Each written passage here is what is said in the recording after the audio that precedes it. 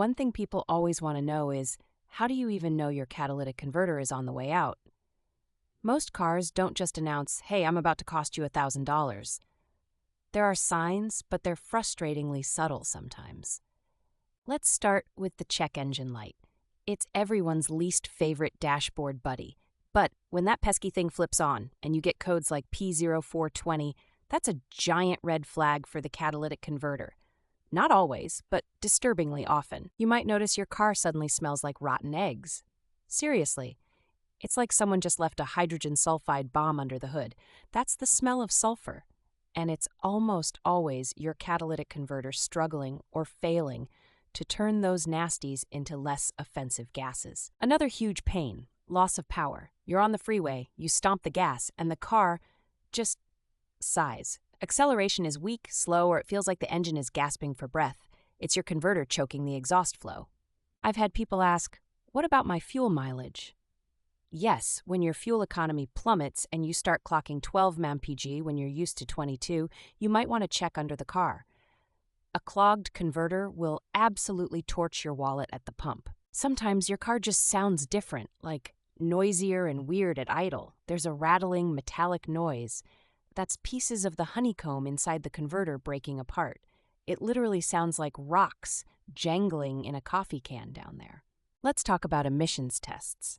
If you fail and don't have a clear reason why, engine seems fine, no obvious leaks, there's a 40% chance it's your catalytic converter.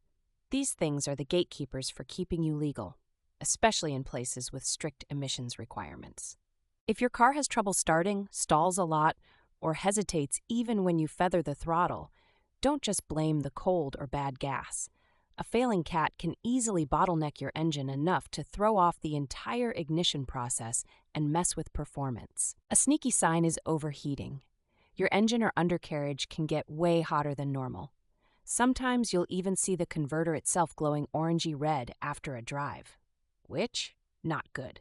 That's a block catalyst turning into a mini furnace. If you park and see black smoke puffing out the tailpipe like you're starring in Mad Max, it's not just oil consumption.